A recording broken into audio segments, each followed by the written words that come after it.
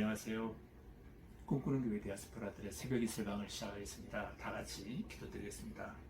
창조주 하나님, 오늘도 깨어있어 첫 시간 예배드리고 말씀을 사모하며 하루를 시작해 주시오니 감사합니다.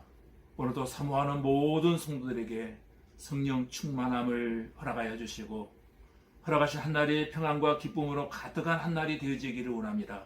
말씀을 듣고 그리스도의 편지와 향기로 살아갈 수 있는 은혜의 한날 되어지기를 원하와 살아계신 우리 주 예수님 이름으로 기도하옵나이다. 아멘. 이 시간 우리에게 주신 하나님 말씀은 창세기 50장 1절로 6절까지 제가 공독해 드리겠습니다. 창세기 50장 1절로 6절입니다. 1절입니다.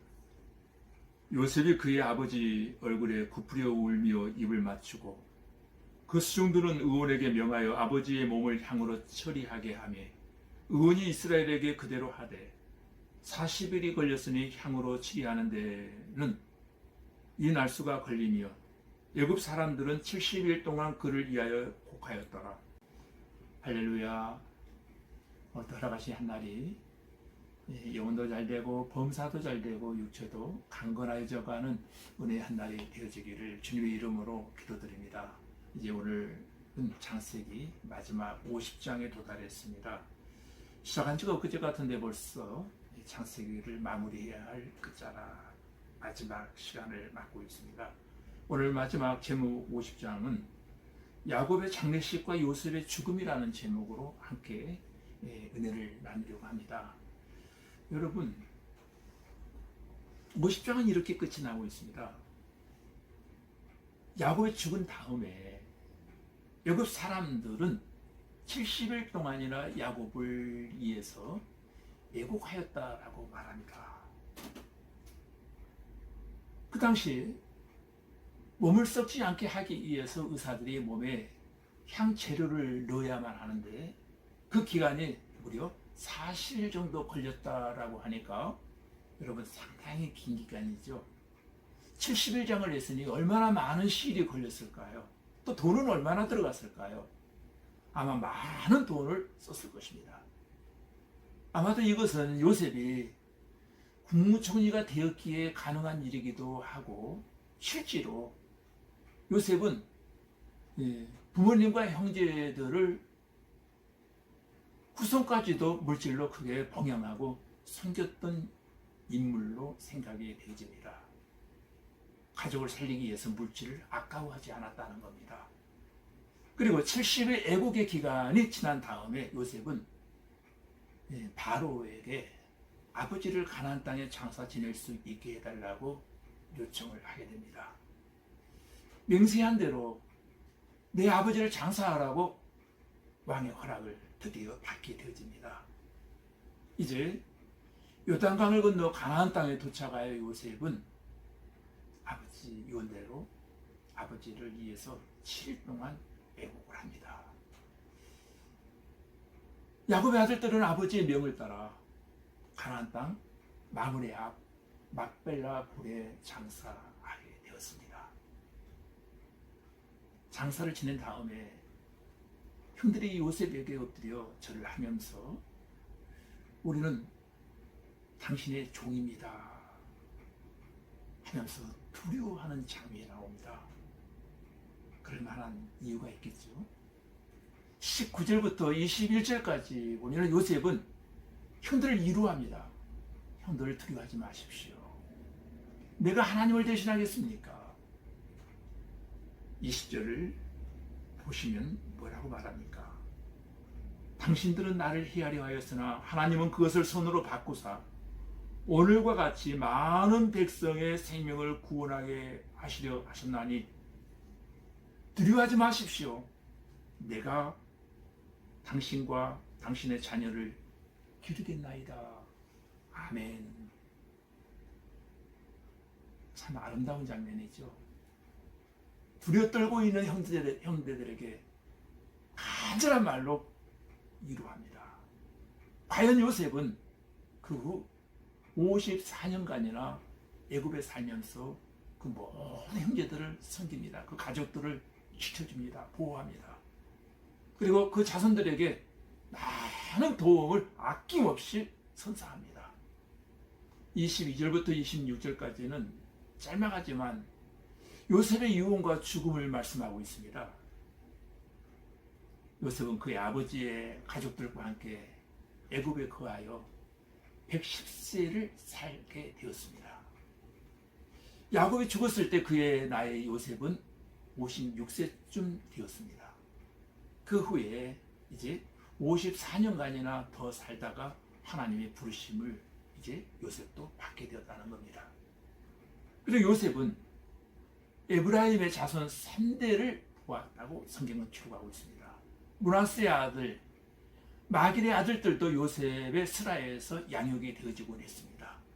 하나님께서는 남다른 고난을 겪어야만 했던 요셉에게 말년에 즐거움과 위로의 긴 세월을 은혜의 선물로 하나님이 허락하시더라는 것입니다.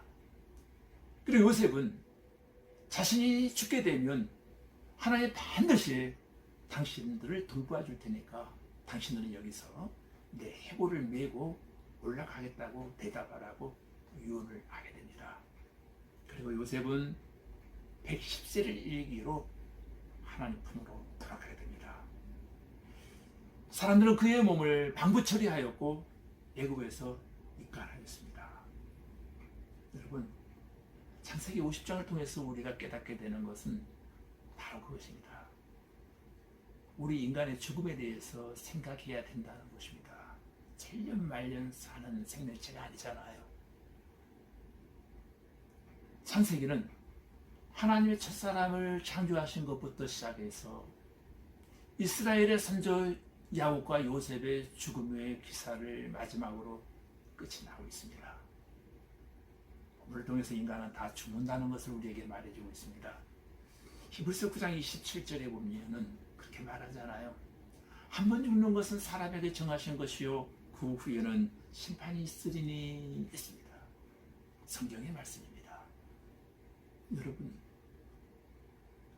우리는 어느 날 다 죽을 수밖에 없는 존재들입니다. 어쩌면 지금도 열심히 산다고 하는 것이 죽음을 향하여 열심히 달려가고 있는 것입니다. 항상 우리는 죽음을 생각하고 죽음을 잘 준비하는 지혜로운 성도들이 되어야 할 것입니다. 그리고 50장에서 주고자 하는 메시지가 또 하나 있다면 가나안에 대한 소망을 증거하고 있더라는 겁니다. 야곱은 5절에서 그 소망을 가지고 자신을 가나안 땅에 장사하라고 맹세시켰고 13절에 또 가나안 땅에 매장되어집니다. 또 요셉은 24절에서 그 형제들에게 하나님께서 정녕 그들을 돌보시고 약속의 땅 가나안으로 인도하시리라고 말했고 또 25절에서는 이스라엘 자손에게 자신의 유고를 가나안 땅으로 메고 올라가겠다고 맹세하게 했다는 것을 여러분 기억하십시오. 전부 다 가나안 땅의 소망으로 집중되어 주고 있더라는 겁니다. 창세기 50장 마무리가. 가나안의 소망은 바로 천국의 소망을 예표하고 있다는 겁니다. 우리는 예수 그리스도의 재림과 영원한 천국을 소망하고 살아야 할 줄로 믿습니다. 베드로후서 3장 12절과 13절 말씀대로 세상은 마지막 날에 불타 없어지고 말 것입니다. 그러나 저와 여러분 구원받은 하나님의 백성들은 하나님의 약속대로 의에 거하시는 바 새하늘과 새 땅을 바라보며 지금까지 살아온 줄로 믿습니다. 결국 요셉은 그 모든 고난과 고통을 극복하고 애굽의 총리 대신 즉 국무총리가 되어서 자기 민족들을 기근해서 다 구원해낼 뿐만 아니라 애굽 나라를 기근해서 구원해내는 큰 사명을 그는 감당했습니다. 그리고 요셉은 하나님께로부터 엄청난 축복을 받았습니다. 요셉은 구약 성경에서 유일하게 예수 그리스도의 모형으로 해석되어지고 있다는 것입니다. 그의 모든 성품과 삶 전체가 말입니다. 우리도 효도하여 자자손손 하나님의 축복을 받는 가정들이 다 되어지기를 주님의 이름으로 기도드립니다. 예, 창세기 끝까지 참여해 주신 여러분 모두에게 진심으로 감사를 드립니다. 다 같이 기도드리겠습니다. 전능하신 하나님 아버지, 야곱의 할아버지 아브라함도 세상을 떠났고 아버지 이삭도 세상을 떠났으며 이제 수많은 인생의 고난의 세월들을 지나 야곱도 세상을 떠났으며 이제 요셉까지 세상을 떠나게 되어 야곱도 요셉도 가나안 땅에 대한 소망을 붙잡고 살다가 장사도 약속했던 가나안에 장사 지내기를 원했던 소원대로 그대로 가나안 땅에 묻히게 되는 장면을 보았습니다. 요셉은 두려워하는 형들을 오히려 이루하면서 내가 하나님을 대신하겠습니까? 당신들은 나를 해하려 했지만 하나님이 오히려 그 악을 손으로 바꾸셨습니다. 걱정하지 마십시오. 두려워하지 마십시오. 내가 형님들과 그 자녀들까지 다 책임지고 양육하겠습니다. 요셉처럼 악을 손으로 바꾸는 집안에서 은혜와 구원의 도구로 쓰임받는 성도들이 되게 하여 주시고 한번 죽는 것은 정하신 것이요 그 후에는 심판이 있으리니 우리는 죽음과 심판을 반드시 기억하며 죽음을 잘 준비하며 살아가는 지혜로운 인생들이 되게 하여 주시고 하나님이 약속하신 가나안 땅 새하늘과 새 땅 천국에 대한 소망을 바라보며 살게 하여 주시옵소서. 우리도 요셉처럼 영적으로나 육적으로나 효도를 다하는 축복의 성도들이 되어지기를 원하오며 예수님 이름으로 기도하옵나이다. 아멘.